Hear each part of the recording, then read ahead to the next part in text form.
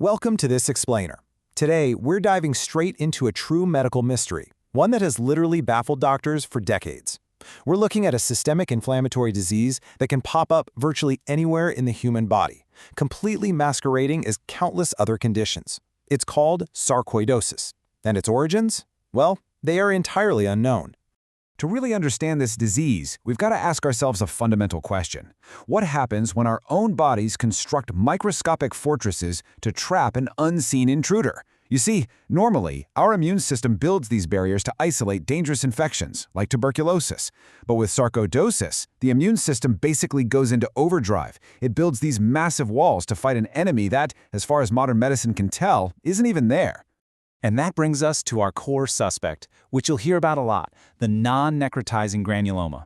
Now, don't let the complex name fool you. This is essentially just a dense, microscopic wall of immune cells, a cellular barricade. The immune system is basically quarantining healthy tissue, and as these tiny granulomas multiply and cluster together, they start to seriously interfere with how our vital organs function. So, here's our agenda for today's explainer. First, the enigma. Second, who gets this disease? Third, a master of disguise. Fourth, cracking the medical case. And finally, management and prognosis. Section 1. The enigma. Uncovering the unknown triggers. Okay, so while the exact antigen remains unidentified, we do know that sarcoidosis is driven by a heightened Th1 immune response. That's just a specific type of defensive reaction by our white blood cells in genetically susceptible people. Researchers are currently pointing their fingers at a whole lineup of environmental triggers. We're talking inorganic agents like silica dust or bioaerosols like mold. There's also heavy suspicion on specific infectious agents, things like mycobacterial proteins or even Cutibacterium acnes. Yes, that's the very same bacteria associated with acne. But the definitive smoking gun? It just hasn't been found yet. Now get ready for an incredible medical paradox. Against all conventional medical logic, cigarette smoking is consistently identified as a negative predictor for developing sarcoidosis. Let that sink in. In a disease that heavily attacks the lungs, smokers somehow have a statistically lower risk of developing it. It's a completely baffling twist, and it continues to puzzle researchers to this day. Moving on to Section 2. Who gets this disease? Global demographics and risk. This disease really does strike globally, but there are some incredibly stark demographic variations. African American populations face the highest incidence rates in the entire world, about 35.5 cases per 100,000 people. And not only is the incidence higher, but African Americans generally battle more severe lung disease, have a much higher likelihood of the disease appearing outside the lungs, and see way more familial cases. On the flip side, Northern European populations also show a pretty high incidence rate of 24 per 100,000, but they tend to experience a less severe clinical presentation on average. We also know that sarcoidosis primarily targets adults right in the prime of their lives, with the peak age of onset falling between 30 and 50 years old. Women are affected slightly more frequently than men, and notably, women face a higher risk for some specific, serious complications, things like vision issues, neurologic problems, and really painful skin nodules. Which leads us right into Section 3, a master of disguise, clinical manifestations. This is where it gets really interesting, because some patients experience sudden, highly specific acute syndromes. Take Lofgren syndrome, for example. It presents with a classic triad: fever, tender red bumps on the shins called erythema nodosum, and swollen lymph nodes in the chest. Then there's Hefort's syndrome, which causes facial nerve palsy, fever, eye inflammation, and swollen salivary glands. Now, I know these sound absolutely terrifying, but they actually carry an excellent prognosis. They have high rates of spontaneous remission, meaning the disease often just vanishes entirely on its own. But make no mistake, the lungs are the absolute primary battleground here. Over 90% of all sarcoidosis cases involve the lungs. Patients typically suffer from progressive exertional dyspnea, which basically means they get incredibly short of breath during physical activity, along with a persistent dry cough and chest pain.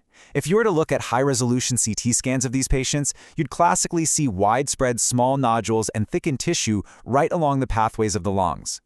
Moving rapidly through the rest of the body, the skin gets involved about a quarter of the time. This can show up as lupus pernio, which are these chronic, purplish, hardened plaques, usually on the nose, cheeks, and ears.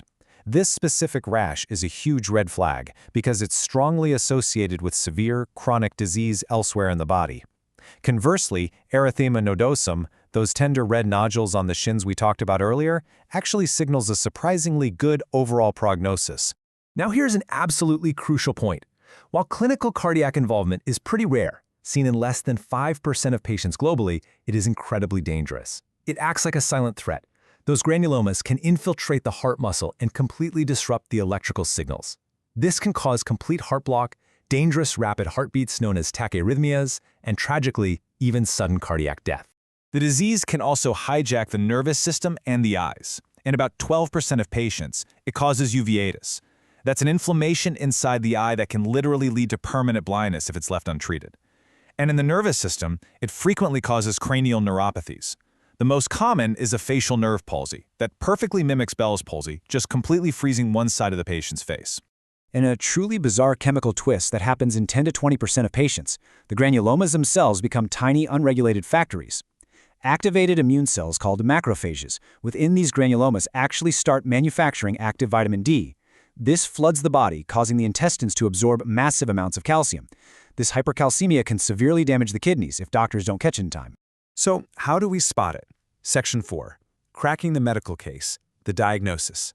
Because there is literally no single definitive blood test for sarcoidosis, physicians have to act like detectives.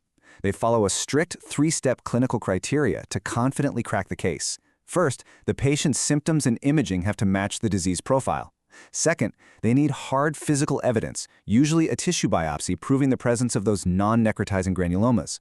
And third, they must exclude everything else.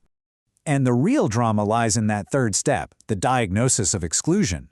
Doctors must rigorously prove the patient isn't actually suffering from tuberculosis, a hidden fungal infection, a toxic exposure like berylliosis, or an allergic lung reaction called hypersensitivity pneumonitis.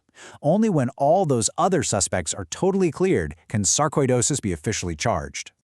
Let's look at the next clue and see how this builds a stronger case. If doctors perform a procedure to analyze fluid washed from the lungs, they're looking for a specific ratio of white blood cells. If they find a CD4 to CD8 T lymphocyte ratio greater than 3.5, well, that serves as a massive piece of supporting evidence, strongly confirming their sarcoidosis diagnosis. Finally, Section 5, Management and Prognosis, the Path Forward. Incredibly, over 50% of patients will experience a spontaneous resolution of the disease. Think about that. The body essentially heals itself, dismantling those cellular barricades and clearing the inflammation without a single drop of medication. Because of this, the overall mortality rate is relatively low, hovering between 1 and 5%, which is usually driven by severe scarring in the lungs, heart, or brain. Now, for those who do need medical help, doctors use a deliberate stepped approach. Because of that high spontaneous healing rate, they usually start with simple observation for mild cases. But if debilitating symptoms or dangerous organ damage is looming, they bring in the heavy artillery.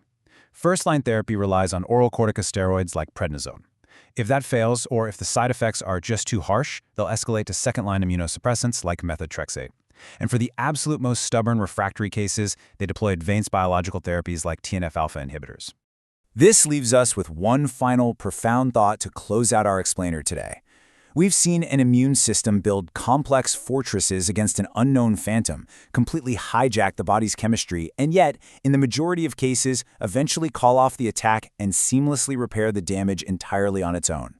If our bodies can spontaneously resolve such a complex, invisible war, what other incredible secrets is the human immune system still hiding from us?